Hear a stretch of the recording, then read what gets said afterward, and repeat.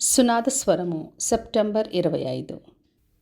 నా తండ్రి చేత ఆశీర్వదింపబడిన వార్లారా రండి, లోకం పుట్టినది మొదలుకొని మీ కొరకు సిద్ధపరచబడిన రాజ్యమును స్వతంత్రించుకొనుడి.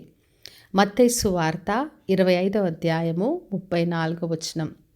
తన మహిమతో మనుష్య కుమారుడు వచ్చినప్పుడు ఆయన అందరినీ వేరుపరిచి తన కుడివైపునున్న వారి వైపు చూసి ఈ మాటలు చెప్తున్నాడు. నా తండ్రి చేత ఆశీర్వదింపబడిన వార్లారా రండి అని పిలుస్తున్నాడు. లోకం పుట్టినది మొదలుకొని మీ కొరకు సిద్ధపరచబడిన రాజ్యమును స్వతంత్రించుకొనుడి అని చెప్తున్నాడు. మరి మన తండ్రి మన కొరకు తన రాజ్యమును సిద్ధపరిచాడు. మనము దాన్ని స్వతంత్రించుకోవాలని కోరుతున్నాడు. ఎవరైతే నేను దప్పికొన్నప్పుడు నాకు దాహం ఇచ్చారో, నేను ఆకలితో ఉన్నప్పుడు భోజనం పెట్టారో, పరదేశినై ఉన్నప్పుడు చేర్చుకున్నారు, దిగంబర్నై ఉన్నప్పుడు నాకు బట్టలు ఇచ్చారు, రోగినై ఉన్నప్పుడు నన్ను చూడవచ్చారు, చెరసాలో ఉన్నప్పుడు నా యుద్ధకు వచ్చారు, వారి ఈ రాజ్యంలో ప్రవేశించండి అన్నాడు. అప్పుడు వాళ్ళు అన్నారు, ప్రభువా, ఎప్పుడు మేము నీకు ఆకలిగా ఉన్నప్పుడు ఆహారం ఇచ్చాము, ఎప్పుడు దాహం ఇచ్చామని చెప్పినప్పుడు వాళ్ళతో ఈ మాటలు చెప్పాడు. మిక్కిలి అలుపులైన ఈ నా సహోదరులో ఒకరికి మీరు చేస్తురు గనక నాకు చేస్తురని నిశ్చయముగా మీతో చెప్పుచున్నానని చెప్పాడు.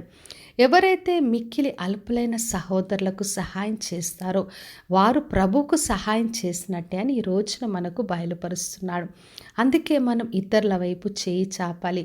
ఆకలితో ఉన్న వారికి ఆహారం ఇచ్చి వారి దప్పికను తీర్చి మనము సహాయం చేసినప్పుడు ప్రభు మనల్ని ఆశీర్వదించి తన రాజ్యంలో మనం ప్రవేశించలాగున కృపనిస్తాడు.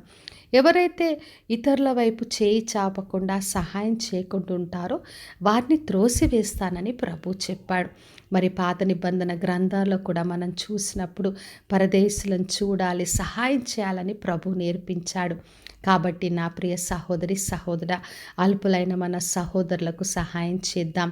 సంఘముగా సహవాసంగా మనం వారి వైపు చూద్దాం. ఎందుకంటే ప్రభు చెప్పాడు, నిన్ను వలె నీ పొరుగువాన్ని ప్రేమించమన్నాడు. కాబట్టి మనం మన సహోదరుల వైపు చేయి చాపి వారికి ఆకలి అయినప్పుడు ఆహారం ఇచ్చి, దప్పికనిచ్చి, వారికి వస్త్రములు ఇచ్చి వారి వైపు మనం చూసినప్పుడు ప్రభు మనల్ని దీవించి ఆశీర్వదిస్తాడు. తన రాజ్యంను స్వతంత్రించుకునే కృపనిస్తాడు. కాబట్టి విశ్వాసంతో మనందరం కూడా ఆయన చిత్తాన్ని నెరవేర్చి ఆయన రాజ్యంలో ప్రవేశిద్దాం. ప్రార్థన చేసుకుందాం. పరలోకమందున్న మా తండ్రి, మా దేవ, ఈరోజు ఇచ్చిన వాగ్దానం కొరకే వందనాలు. ప్రతి ఒక్కరిని దీవించి ఆశీర్వదించండి ప్రభువ. అందరూ కూడా తండ్రి ఇతరుల వైపు చేయి చాపి సహోదరులను ప్రేమించి మీ రాజ్యంలో ప్రవేశించే కృపను దయచేయమని యేసు నామములో అడిగి వేడుకొంచున్నాను తండ్రి, ఆమెన్. ఈ శుభవచనము వినుచున్న ప్రతి ఒక్కరి జీవితంలో నెరవేర్చబడునుగాక. నేను మీ ప్రియ సహోదరి మంజులాచరణ్.